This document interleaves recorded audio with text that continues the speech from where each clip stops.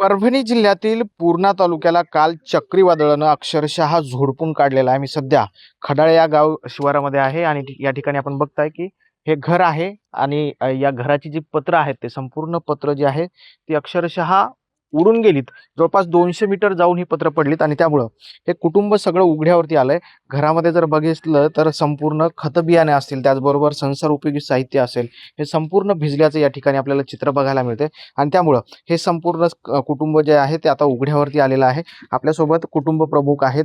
काय नाव आहे तुमचं? किती नुकसान झालंय? माझं नाव चंद्रकांत मारुती सूर्यवंशी आहे. हम्म. हे नुकसान जवळपास अनगिनत नुकसान आहे हे. हम्म. कारण घर हे म्हणजे मालकाची म्हणजे माणसाची खरी संपत्ती असते. हम्म. आज आमची संपत्तीच उडून गेलेली. फार नुकसान झालं. खरं तर शब्द फुटना झाले त्यांना. एकूण किती आता काय खाण्यापिण्याचं साहित्याची काय परिस्थिती आहे? खाण्यापिण्याच्या साहित्याची अक्षरशः काहीच राहिलेलं नाही. सर्व गहू ज्वारी पाण्याच्या काल लोटामध्ये होते. इतका पाऊस झाला. बरं. हे जे काही वादळ आलं होतं तेव्हा तुम्ही कुठं होते सगळेजण? आम्ही सर्वजण मधातच बसलेले होतो. मग फार मोठं वारं आलं तेव्हा जवळपास 10-10 फूट पत्र 2 वेळेस उचलले वरती. उचलले आपटले तेव्हा आम्ही गुरं मधातच होते. आम्ही घरचे सर्व बाहेर पळालो. बाहेर जाऊन एका जागेवर असे एकूण एकाला पकडून बसलो तेव्हा अक्षरशः आमच्या डोळ्याच्या समोर अशी कागदासारखी संपूर्ण पत्राचा छत आमचा 200 मीटरच्या समोर जाऊन पडला. आता कोणी आलंय का पंचनामे नाही, करण्यासाठी? पंचनामे करण्यासाठी अद्याप कोणी आले नाही. काय मागणी काय आता? मागणी सरकारने ही तात्काळ भरपाई करून द्यावी व नुकसानीची दखल घेऊन याची गांभीर्य समजून घ्या. खरं तर अख्खा संसार जो आहे तो आता उघड्यावरती आला आणि त्याच्यामुळं डोळ्यात पाणी आहे. आपल्यासोबत इथे काकू बसल्यात. काकू, किती नुकसान झालंय सगळं? आमचं नुकसान भरपूर झालंय. आता आम्हाला खायला चक्क आमचा माल टाल हिंगता डाळी दुळी लसूण कांदा काहीच नाही आमचं बाकी राहिलंय. आमचं सगळं भिजलं.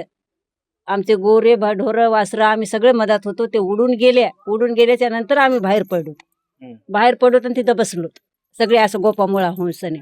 जखमी कोणी झालंय का? हा, मालकाला लागलं थोडं. बरं. हा, मालकाला लागलंय. अच्छा. हा, मालकाला एकूण लागलं. किती परिवारात लोक आहेत तुमच्या? आम्ही 2 मुलं, आम्ही दोघं आणि हे 2 नातू. हा, 2 नातू लेकीचे आहेत.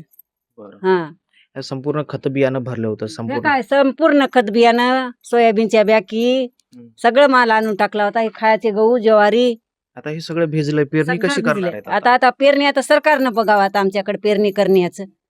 आता होतं तेवढं आम्ही आणून टाकलं. आता खायला सुद्धा आम्हाला आता कोरडं नाही. दळण सुद्धा करायला आम्हाला आता कोरडं नाही. आपण बघतोय की संपूर्ण सूर्यवंशी कुटुंब जे आहे ते आता उघड्यावरती आलेलं आहे. गावातल्या अनेक कुटुंबाची अशीच परिस्थिती आहे.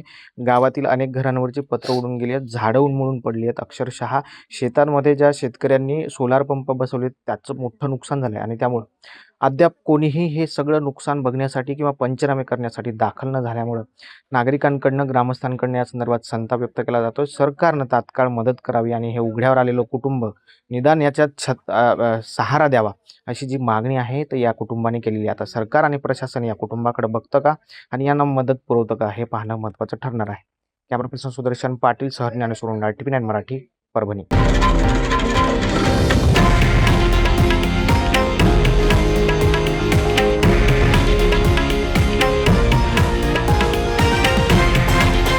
हे आहे देशातील नंबर 1 न्यूज नेटवर्क आणि आपण पाहत आहात TV9 मराठी, एकमेव.